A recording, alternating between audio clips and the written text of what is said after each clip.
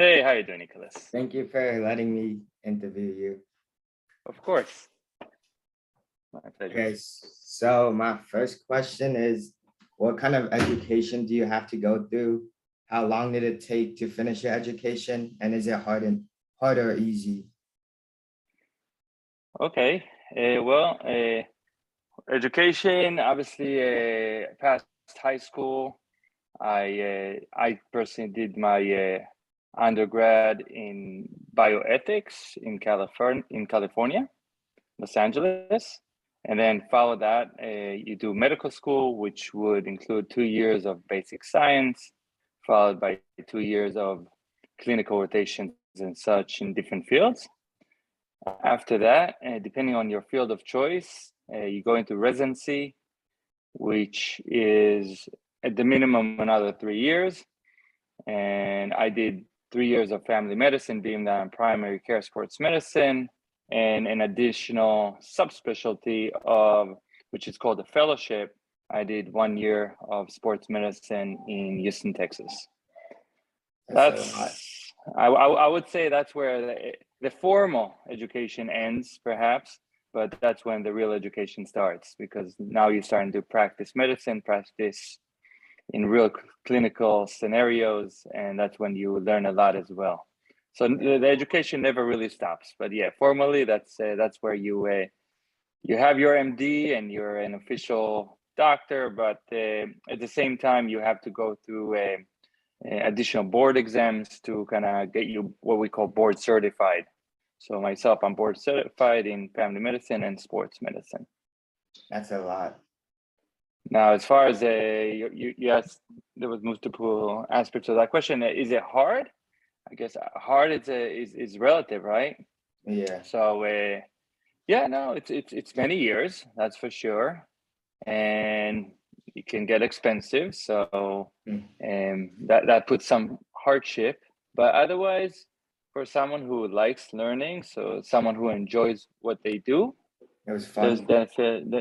Well, yeah, you look, taking a lot of tests is not necessarily fun, but it's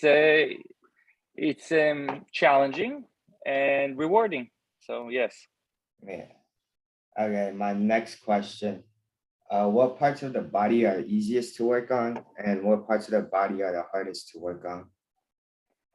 Okay, it's I guess a personal question, because I think everyone kind of has their their likes, but I personally, so being a primary care sports medicine, a big portion of my practice is concussions. So obviously the brain is something that a sports medicine orthopedic surgeon would not say, right? Yeah. But at the same time, most sports, and I'm speaking specifically about sports injuries, most sports injuries are non-surgical. So I'm big about knees and shoulders. Yeah. So yeah, but being a primary care sports medicine, I take care anything from the toes, from the bottom to the top. So anything there, I take care, and a lot of injuries you can avoid having surgical intervention, and that's where I come into play. Yeah. What is the most satisfying or most rewarding thing about being a sports doctor?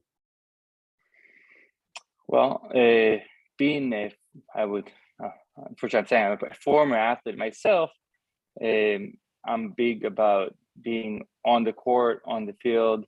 So, for instance, I used to work with Rice University when I was in Houston, and I loved covering their baseball games. And under circumstances in Houston, for instance, I covered an NCAA tournament in baseball, and it was crazy hot. So we actually ended up giving IVs to several players, and just seeing them propped up with energy after you give them some cool liquid into their body was nice. But I think any acute injury that you can take care right away. So for instance, a football player that dislocates his shoulders, and you go in there and on the field, you pop it back in. That's satisfying. Somebody dislocating finger happens often. We reduce that on the field. So I think something that can help right away obviously has one of those instant gratification, which is nice. But at the same time, somebody with chronic back pain that comes to you, and you can help them kind of get their life back because pain kind of took over their life. That's also very satisfying. So there's multiple aspects to that question. So when someone gets hurt and after, is physical therapy worth it or not? Yeah, definitely. So again, these are very ambiguous questions, but so proper physical therapy for certain conditions can make a big difference, right? So even something, let's say, whether it's surgical or non-surgical. So for instance, someone who had an ACL injury, right? That's a major injury. They would need a good amount of physical therapy, probably at least 6 months of physical therapy. And yes, without the physical therapy, they would not do as good. So, but at the same time, if you go to physical therapy where it's not necessarily indicated or you don't mesh well with the therapist, so not every therapist is good for every patient, just like not every doctor is right for every patient. So the proper physical therapist with the proper patient with the proper diagnosis can make a huge difference. It can make or break an athlete for that matter. Yeah. This is a personal question. What is your favorite sport to watch and play? Again, I grew up playing a lot of sports. I watch sports, but that's not something I do on a regular basis. I do enjoy it a lot. I probably enjoy watching basketball the most because it's fast action and high score and amazing athletes. But at the same time, I enjoy watching pretty much almost any sport. And playing wise, I played a lot of baseball. And so I played some college baseball. That was my sport. So obviously I had a passion for that. At the same time, today, I don't play much baseball just because it's very hard to suit into my schedule. It requires a lot of coordinating as far as getting a team and being there at certain times. So today I still play basketball. I try to play at least once a week. But yeah, I enjoy. Growing up, I pretty much did almost any sport you can think of. Growing up in both the States and in Israel, I played a fair amount of basketball and baseball. And I did Taekwondo for 8 years. I enjoyed skiing and snowboarding. I played some soccer. I played almost any sport you can think of. Yeah, I play every sport too.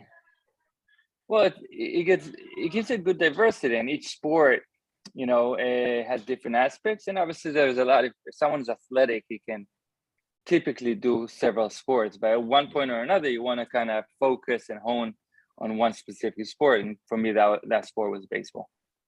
Okay. This is my last question. Do you have to work a lot of hours and do you get tired?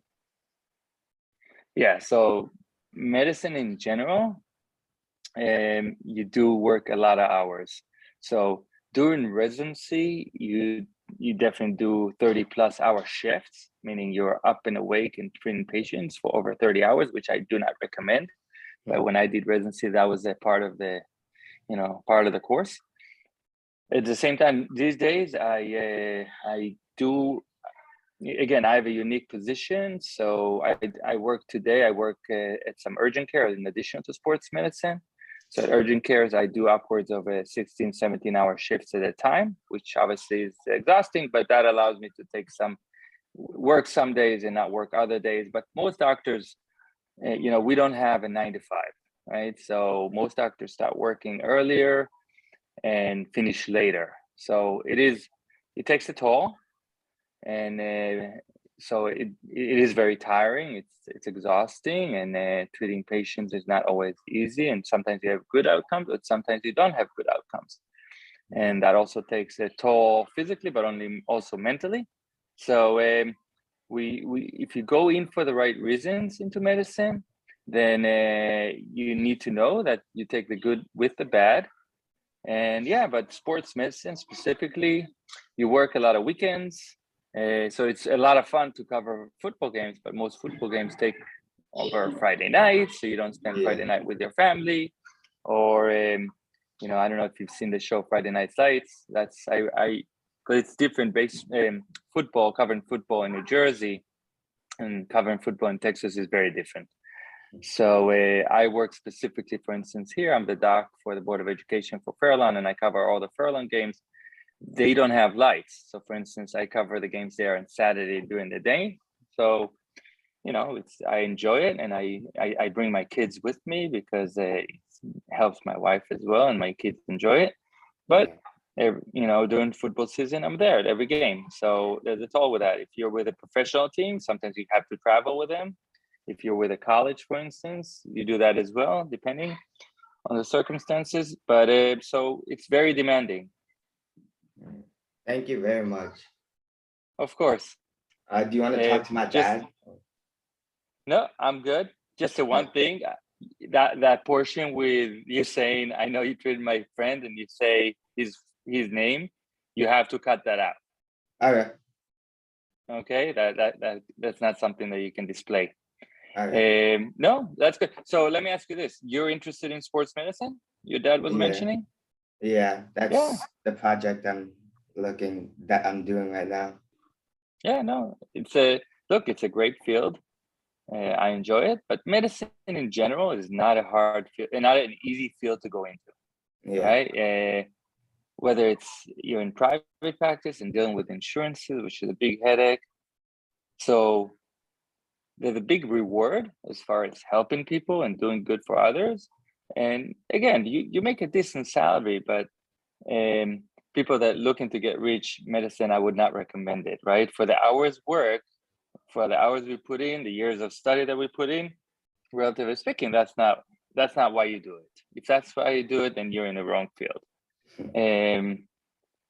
So yeah, and again, depending and the sacrifice of the weekends and sacrifice of just even talking about, like I was saying, with HIPAA, talking about your job and patients and all that. So those are things to take into consideration, and obviously many years of school and hard school.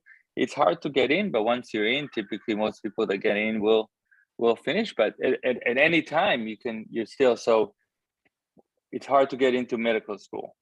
Then you're done. Once you're in, you're good with that. But then it's hard to get a good residency, and so you have to test and you have to interview and you do that, and then you think you're done with that, but then you go into fellowship, and it's hard to get. It's very competitive to get into residency. So if you're a person that is ambitious and not willing to back down, then great. I went into family medicine knowing I wanted to do sports medicine. I said it from day one, and I achieved it. But I stuck to my goals, and I stayed committed.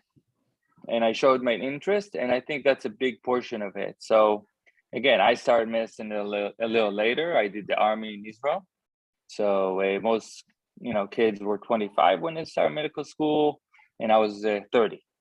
So I had a different experience. I also ended up doing. I went to medical school at what we call AUC, American University of the Caribbean. So I lived in Saint Martin for 2 years. So if you ask if I had fun, I really enjoyed it.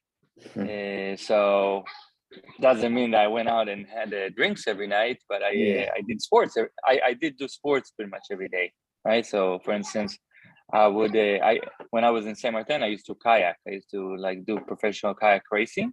It's called surf skiing. So every morning at 4 a.m. I would be in the ocean, paddling. So I loved it. That's fun. Yeah. So, but yeah, again, you got to take the good with the bad, as I said earlier. And if you ever have any questions, feel free to reach out. I'm happy to help and give you my 2 cents. And that's about it. Thank you. So this is a project for what class? Language arts. Okay.